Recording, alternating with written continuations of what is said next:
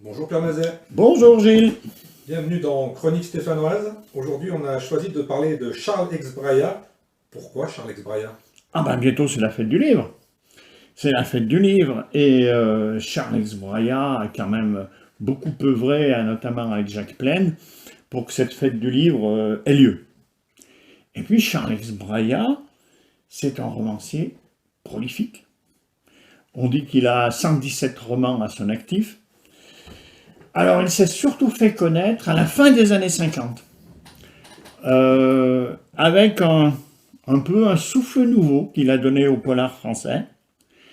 Enfin, comme ça, petite confidence personnelle, je crois que le premier livre et le premier polar que j'ai lu, c'était Aimez-vous la pizza de Charles X Braya. C'était un polar sur les pizzaiolos de Saint-Étienne? Non, pas de Saint-Étienne, parce qu'il a écrit, on verra, à beaucoup d'endroits. Mais malgré tout, il devient un auteur populaire, donc vers 1957-58. C'est-à-dire que c'est un succès relativement tardif, hein, puisqu'il approche la cinquantaine. Pourquoi un succès tardif finalement pour Charles X Braya? Alors, parce que cet homme a connu plusieurs vies. D'abord, il est né à Saint-Étienne, en 1906. Il y a vécu pratiquement jusqu'à l'âge de 16 ans. Puis ses parents déménagèrent à Nice, il suit la famille. Alors c'est une période où il cherche un peu sa voie. Il passe le bac, bien entendu. Il tâte de la médecine, mais sans grand succès. Il se tourne vers les sciences naturelles, mais je ne suis pas sûr que ça le passionne outre mesure. Et comme il faut bien casser la croûte, il enseigne en région parisienne. Il prépare même l'agrégation à laquelle il échoue. Et pour notre plus grand bonheur. Pourquoi ce plus grand bonheur? Parce que il est probable que s'il avait réussi l'agrégation pris par l'enseignement, il nous aurait pas écrit d'aussi bons romans, ou peut-être pas de romans du tout. Alors, manifestement, l'enseignement, ça ne lui convient pas, et il rentre dans un journal, le journal du centre de Nevers, qui n'est pas un des grands journaux de l'époque, hein, faut pas, voilà. Et il fait tout. Il est critique, il est reporter, éditorialiste, et il finit par même en devenir le rédacteur en chef. Et durant toute la Deuxième Guerre mondiale, il va rester dans ce journal. Deuxième Guerre mondiale à laquelle il a participé en tant que résistant, résistant ardent. Mais cet homme-là ne manie pas que la plume. Il a de multiples talents. Il a de multiples talents. Et la Première Guerre mondiale va lui inspirer son premier roman, qui est Jules Matra. L'histoire d'un paysan d'un village de la Loire qui est jeté dans la boucherie du front. Donc voilà, c'est sa première activité. Je suis d'abord reporter, journaliste et deuxièmement romancier. Pourquoi on dit des talents multiples? Il avait beaucoup de cordes à son arc? Ah oui, il avait beaucoup de cordes à son arc. On a oublié un peu que c'était un scénariste. Il a 17 films à son actif en tant que scénariste. Soit des scénarios originaux, par exemple L'Homme de l'ombre de Simenon, et soit des œuvres, pardon, pas des œuvres originales, mais des adaptations, L'Homme de l'ombre de Simenon, ou des œuvres originales, par exemple Les Amoureux de Marianne, en 1953. Comment il est arrivé au roman policier? Il avait une âme policière, il avait des relations avec les policiers stéphanois ou d'ailleurs? Non, d'autant qu'à l'époque, il n'était pas à Saint-Étienne. Il va y revenir en 1957, plus exactement à Tarentaise. Mais j'allais dire, son arrivée dans le roman policier, c'est le fruit d'une rencontre avec Albert Pigasse. Alors Albert Pigasse n'est pas forcément connu du grand public, mais c'est le fondateur des éditions du Masque. Et le Masque a été l'éditeur historique d'Agatha Christie et des romans énigmes. Je note que c'est des éditions qui sont nées en 1927. Oui. On est presque au centenaire. Oui. Et dans le milieu des années 50, dans le polar, on bouge beaucoup. Et notamment, on voit arriver la série noire américaine, fondée par Marcel Duhamel, et qui commence à sérieusement concurrencer le masque. Donc il faut que le masque sorte quelque chose de pas ordinaire. Et c'est comme ça que Pigasse, en quelque sorte, pour relancer un peu les éditions du masque, fait appel à Charles X Brya. Alors tout le monde sait que je ne suis pas un lecteur assidu, mais j'ai noté que ces romans qui venaient d'Amérique et d'Angleterre, ils étaient souvent teintés de violence et même d'érotisme. Quel était le chemin directeur d'X Brya? Alors, le chemin directeur d'X Brya, ça va être le roman humoristique. Le roman policier humoristique. Et c'est là qu'il va créer le personnage fétiche. Alors, pour être honnête, son succès ne démarre pas qu'avec ces deux personnages. Il y a, vous souvenez-vous de Paco, en 1958, qui reçoit le prix du roman d'aventure. Mais l'année suivante, sortent deux romans. Ne vous fâchez pas Imogène et Chewing Gum et Spaghetti. Vous avez évoqué Imogène. Imogène, c'est un nom qu'on a entendu souvent. Ça a même été une série, je crois, sur TF1.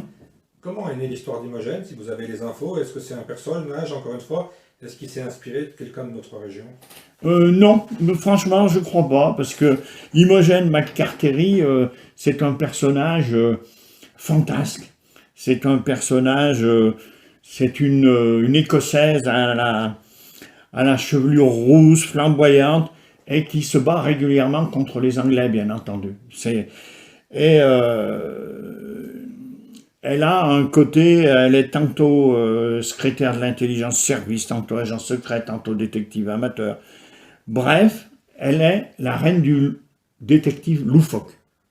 Et c'est bien ça qui va faire le premier personnage, j'allais dire, humoristique du polar français. Et j'ai bien noté que ce personnage avait une cinquantaine d'années. Voilà. Donc c'était pas une jeune, jeune blonde à forte poitrine. Ah non, pas du tout, non. Elle a des tenues plutôt d'ailleurs excentriques, voilà. Et le deuxième personnage qu'il crée dans Chewing Gum et Spaghetti, c'est le commissaire Tarquini.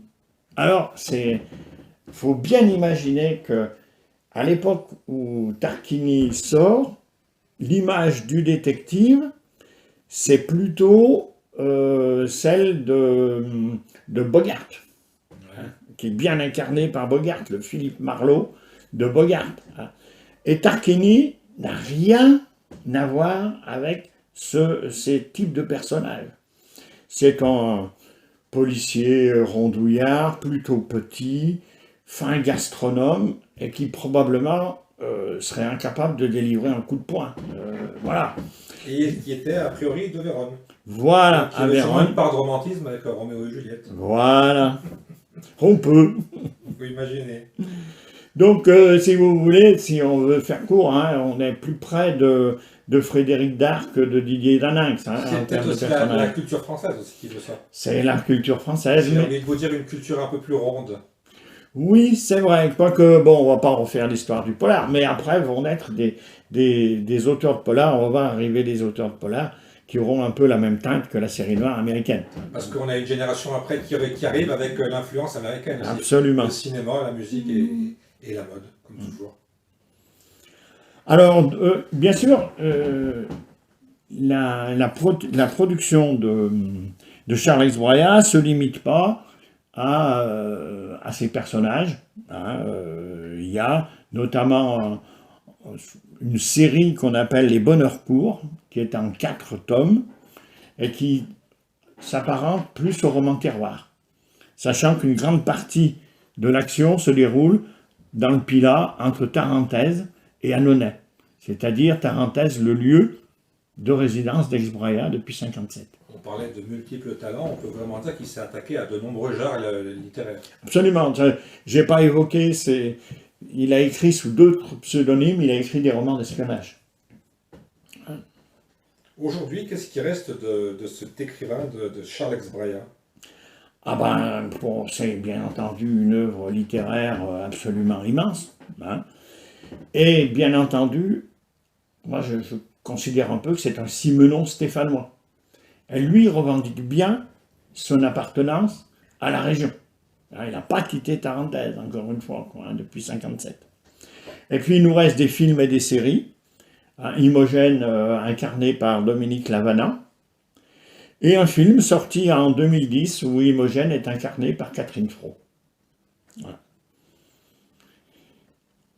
Alors, si vous permettez, je voulais lire un petit extrait d'Ex Braya pour donner un petit peu le ton d'Imogène. Alors, pardon, je suis obligé de prendre mon papier là. Alors, cet extrait d'Imogène est de retour, donc de Charles Ex Braya. Et elle retourne dans son village d'origine et elle est accueillie par le commissaire de police. Alors, ça continue. Mais quel genre de femme êtes-vous, Miss McCarthy? Moi? Oui, vous. Comment, expliquez-vous, comment il se fait que Calendaire soit la ville la plus paisible d'Écosse tant que vous n'êtes pas là, et sitôt que vous arrivez, les gens s'y assassinent comme si le meurtre était devenu un sport national. Voilà, c'était juste pour donner le ton de ce que c'était Imogène. Pourquoi un personnage comme Charles Ex Braya, qui a vraiment une carrière pleine, qui a une renommée, finalement lui aussi on en parle très peu sur Saint-Étienne? Ben, c'est un peu dommage, oui. Est-ce que, et j'ai envie de vous poser une question un peu stupide, mais un peu provocatrice aussi, est-ce qu'à Saint-Étienne il y a de la place que pour les anciens footballeurs?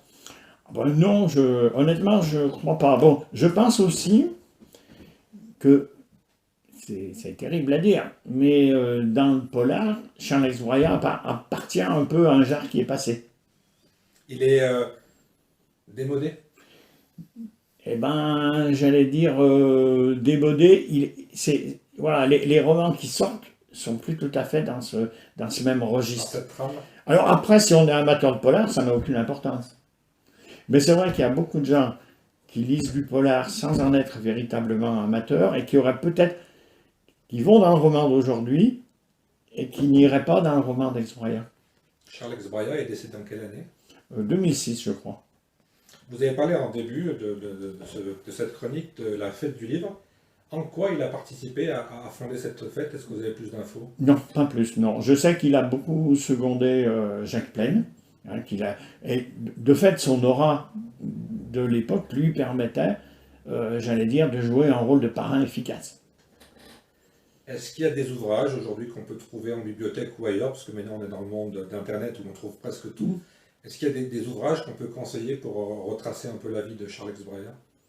Alors, de biographie, je n'ai pas trouvé de véritable biographie de Charles Ex Braya.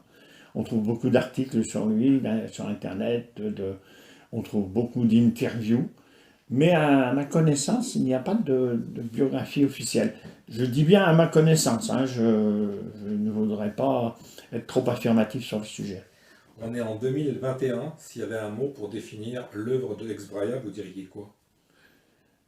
Je dirais un peu aimer la vie, quoi. Tout ce côté franchouillard, Oui, entre guillemets, oui. ce côté rondouillard, Oui, ce côté bonne chère. Oui, mais aussi ce côté profond, malgré tout, avec ses romans, hein, ses romans terroirs. Il a un côté... Alors, quand vous dites, c'est aussi profondément enraciné. Les racines du territoire. Ouais.